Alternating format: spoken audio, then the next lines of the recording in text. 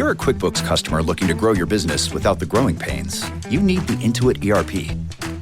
Upgrade to Intuit Enterprise Suite in a matter of hours. It's the AI-native ERP from the makers of QuickBooks. Learn more at intuit.com/ERP. Hey, it's Sterling K. Brown from the Hulu original series Paradise. The next chapter begins as Xavier's search for his wife takes him above ground, and what he finds will change everything. It was never just about the bunker. Tune in and discover the truth lies outside. Paradise, the official podcast, is now streaming, and stream Paradise on Hulu and Hulu on Disney+. Halliday presents, in the red corner, the undisputed, undefeated weed whacker guy. Champion of hurling grass and pollen everywhere. And in the blue corner, the challenger, extra strength Halliday. Eye drops that work all day to prevent the release of histamines that cause itchy allergy eyes. And the winner by knockout is Halliday. Halliday, bring it on. Savage. This program contains subject matter and language that may be disturbing to some viewers. Viewer discretion is advised. There we go again. More technical problems. We live in the 21st century. No! Savage. Unfiltered. Under. The only reason I know this is because I lived under tyranny. I lived. Oh, shut the fuck up! You're a fucking. Your host, Michael Gardner. Proper fashion at the proper time. Like a Hellcat.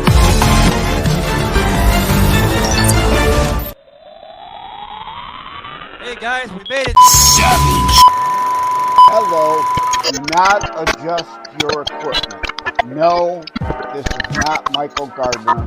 I am Joseph M. Leonard, and I am hijacking this broadcast momentarily to issue a heartfelt thank you. Thank you to the clueless nation fascocrats that tune into this show. Thank you. Lies repeated over and over. And with that, let's get on with the show! Hello, do not adjust your set, your equipment. This is indeed not Michael Gardner.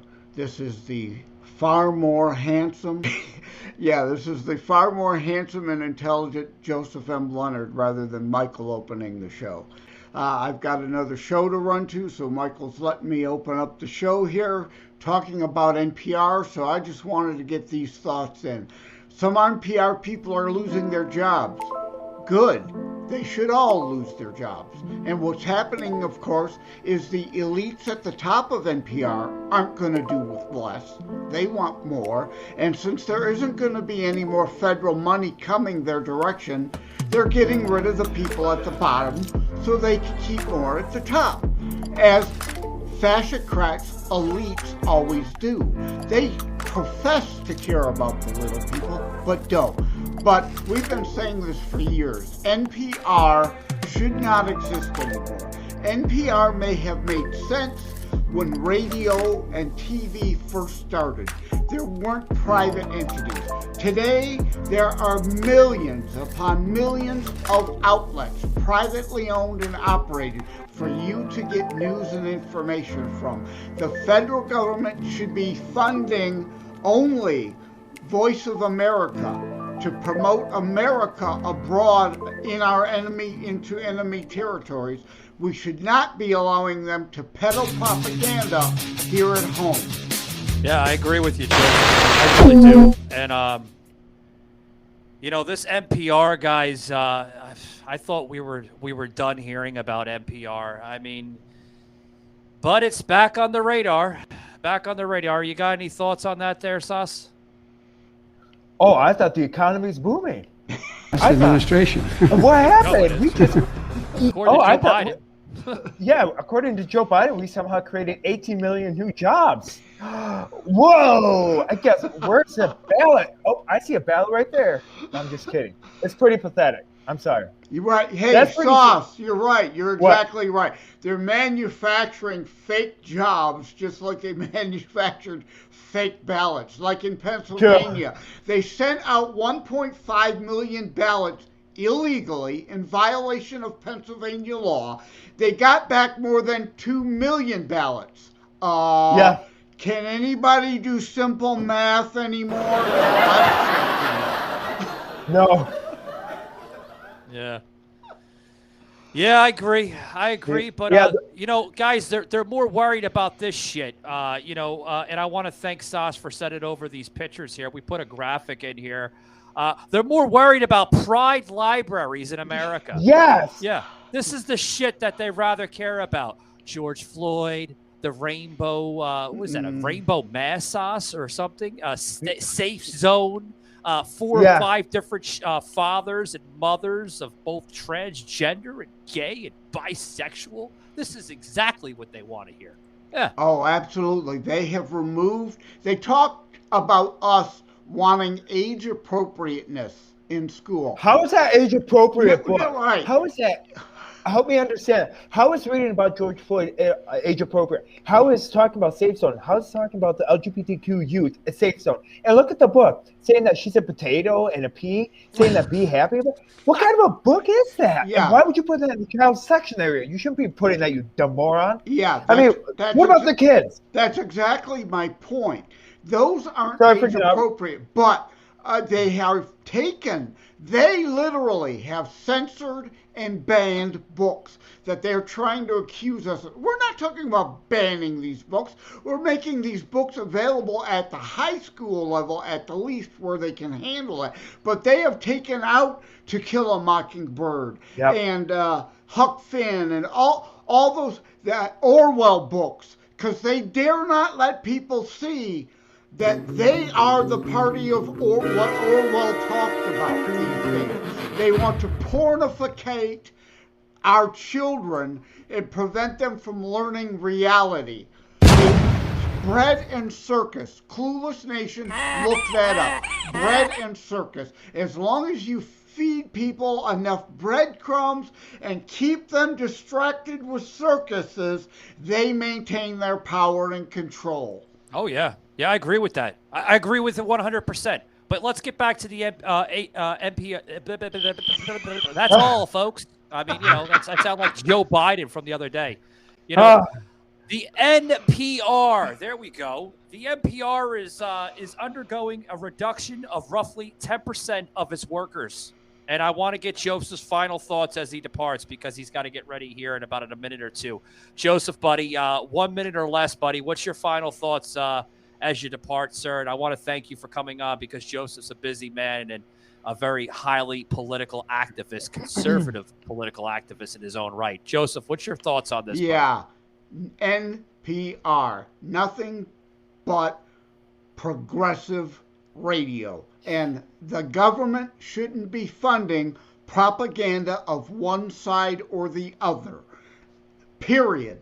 Neither side. It shouldn't be funding conservative radio like Limbaugh. Should Limbaugh have been funded by federal dollars? According to your NPR model, he should have been able to get money under that supposed fair and balanced, what the hell's the stupid act that they're peddling about fairness and the airwaves. It's a bunch of crap. It's all about power and control, the deep state peddling the propaganda they want. And it should all be privately funded. If you want to help peddle the NPR message, then you send in your money. Stop fucking stealing it out of my pocket for it. You're damn right. You're damn right. And before we close it up here with Joseph, and Sas and I is going to carry the show right after we depart from him, I want to say thank you to Live Rishi CBD products, guys. Get 20% off your entire order with code, and this is our exclusive code, guys, Savage10. Make sure you hit that QR code to get our tremendous deal to you. It's about giving back to you, the listener. So thank you very much, Live Rishi, for sponsoring Savage Unfiltered for roughly a year now. Thank you very much. Hat tip to you. Back to the show. Hey, that's good, Michael. Yeah. Yeah. We as conservatives often talk in terms of giving back. This might be a little bit of a stretch on that theme, but we're about giving and helping others, and the left is all about take, take, take. What can I take from you to give to that person to buy their vote for my power? Oh, yeah, absolutely. Absolutely. And guys, if you're looking on the camera, Joseph, you look very, very clear today with your new 1080K webcam, buddy. Yeah, my 1080. There's still a little bit of ghosting. I thought that would go, so you could see that, and I figured it out. It's a contrast issue. The more I lean in, the more it clears up because there's a better contrast. The other thing I could do, it's because of my lily white skin tone, not giving enough contrast against the buildings in the background. But I was gonna say, Joseph, you look like you're tan now. I thought you were in Florida. And you're not telling me something. Hey, buddy, come on over, you bastard. You should have told me. But what I think I need to do next week is to pull a Trudeau, a Silverman, a Kimmel, or a Joyless Behar and do blackface. That way there'll be better contrast. No, that's Justin. That's Justin Trudeau. You gotta be Justin Trudeau. Yeah. He did blackface. Yeah. All of those that I mentioned did. So did Sarah Silverman, Jimmy Kimmel, Joyless Behar. But of course, and what about Northam? We still don't know if he was the blackface guy or the KKK guy. But that's okay when leftists Joseph, do it. But yeah. But who knew, guys? I thought I would never do this on my own show in Joseph because Joseph's been great here on Savage Unfiltered. But Joseph, I'm gonna let you get out of here, buddy. Get the hell out of here. Good luck with your next podcast appearance. Who are you appearing on, if you don't mind me asking? Yeah, I'm doing a fourth week on the Wicked Campfire, and we're getting away from the book and politics. Today we're going to talk about remote viewing and astral projection, and we've talked about orbs and ghosts and stuff. Wow. So some different fun stuff. I'm not a one-trick pony. I can do a lot of stuff. Hey, Joseph's multitask. There you go. Thanks very much, Joseph, for coming on, buddy. It means a lot. Thank you, Joseph. Thanks. Yeah. We'll catch you on the flip side. All right. Take care, everybody. God bless. We'll see you next week. Take it easy, Joseph. All right, buddy. Guys, you just heard one of the co-hosts here on the show, Joseph M. Leonard, on the show here of shows Savage Unfiltered, part of the Savage Army. Always a blessing and always a privilege talking to a man that's been in the political specter, the political world for over 45 years, Sauce. Can you believe that? 45 years, man. It's been a while. That's longer than that's longer than I've been alive. 5 years. I wasn't even thought of. I didn't think my mom was alive back then. But another topic that I kind of want to touch on. Okay. Have you noticed like that the Republican Party has become really soft, and that they did the straw poll that was conducted, and guess what the Republican Party's favoring? I don't know. What is it, Sauce? I can imagine. Guess who was the most favored? Guess who was favored out of the whole straw poll? Out of all the candidates? Tell me. I'm like a little child at Christmas. Who? Which Cheney? Which Cheney? Which Cheney? Liz Cheney. Liz Cheney. Oh, the Wicked Witch of, we can't say the West because we already seen one. We can't say the Wicked Witch of the North because we already had that in The Wizard of Oz. So Wicked maybe Witch she's of the Hell. Witch of the Hell. Yeah, Wicked Witch of Hell. Yeah. Isn't that sad? What? It is very what sad. are your thoughts? And guess what? So I voted for President Trump in the straw poll, and I also DeSantis as his vice president. What are your thoughts on this whole fiasco of them like beefing, like major beef? What are your thoughts on it? Do you think that Ron DeSantis should just run as a running mate with Donald Trump, or do you think that this is going to fracture the Republican Party for 2024?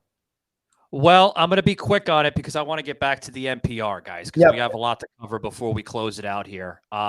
My thoughts on it, Sauce, I think it's hilarious that the Democrats are literally battling each other out. I mean, we've heard like AOC literally saying, we need to make this country a country that we can look at for the next 20 years. Almost sounds like a Bernie Sanders. What we need to do is make sure everything is fair and everything is non-complicated and this and that. We need to stop making this country a bunch of fascists of America. Oh, I thought you voted for fascism. I thought you were all for the Green New Deal, AOC. I thought so. Well, I thought we only had 12 years to live. That's what she said. Like Greta Thunberg. Yeah. Well, we have 12 more years. We have 5 more years. Well, that was tweeted out back in 2018. And then Greta Thunberg, she had to delete that tweet. And then I said, screw you, Greta Thunberg. And I tagged her into it because the left, I said, screw you, Greta Thunberg, because all the Democrats care about is that they don't like this whole climate change. Watch out. Mark my words, okay? 2024 on the Democrats polling, it will be on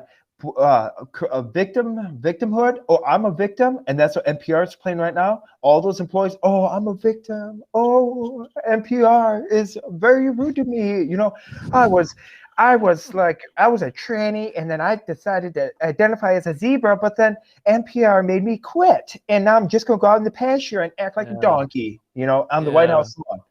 I mean, good stuff, guys. Hold that thought, Sauce. We got to get a quick break. We're going to close it out here with NPR, guys. Wow, a crazy topic of an episode. Be right back, guys. A state of emergency at the Texas border. Another series of major fentanyl busts in Arizona. Joe Biden has brought in 5 million people with his failure to secure America's borders. 5 million illegals, including thousands of Chinese citizens. President Joe Biden and Vice President Kamala Harris are in business with the cartels as they traffic humans and drugs across our border. Fentanyl seizures are skyrocketing at the border. Enough deadly and illegal fentanyl seized this year to kill every American. In Georgia, fentanyl deaths have gone up by 230%.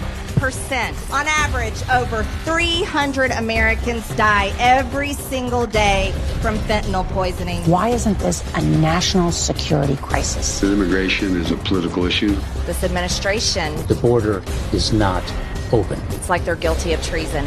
Fentanyl is killing more than 70,000 Americans a year.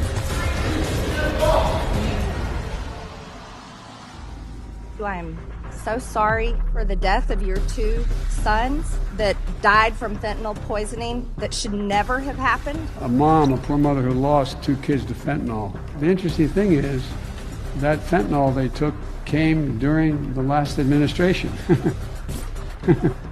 You mock the loss of my sons. How dare you? We are completely against the policies of the Biden administration that's allowing the murder of over 300 Americans a day from fentanyl, allowing the Mexican cartels to illegally make over $20 billion, and allow our country to be invaded every single day.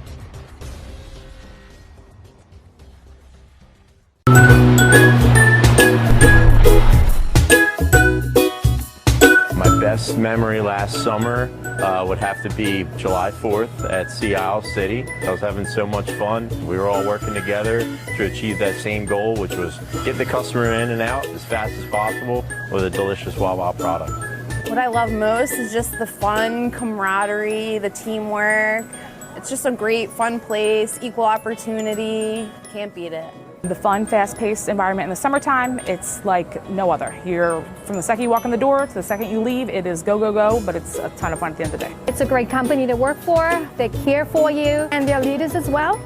And they're always there to help out in every angle that associate needs it. The 3 best things working at Wawa is teamwork, our Goose Pride, or otherwise known as Goose Blood, and community. Wawa's really, really focused on being there for the community. It's just a really fun experience to get involved with.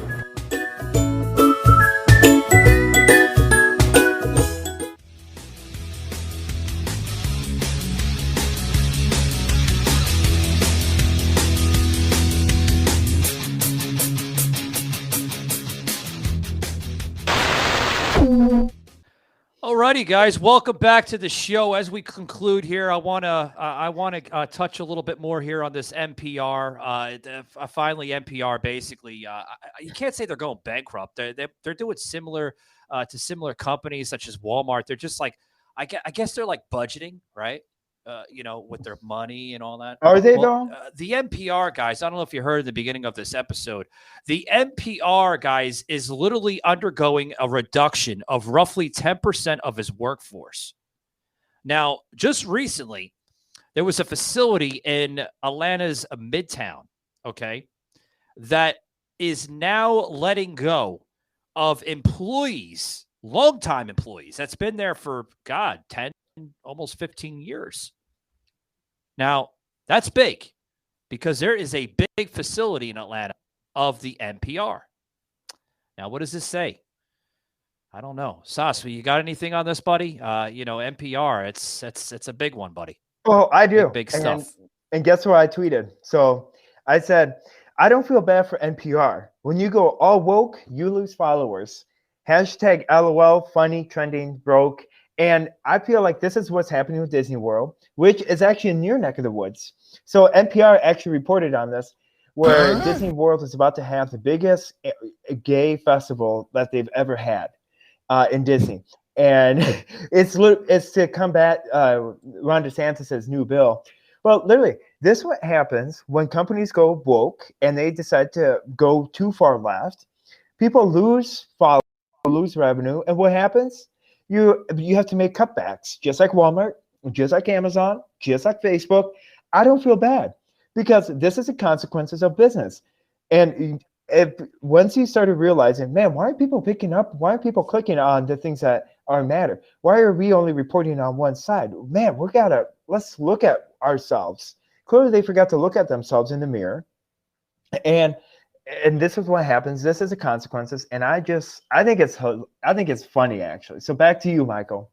Yeah, I think it's hilarious. I really do. Well, one, I don't think it's hilarious for the workers because they're losing a career out of this, and nothing against the workers, buddy, but ma'am and sirs, right? I got to put the correct pronouns in because we live in a sensitive society, and everybody might lose their fucking skulls.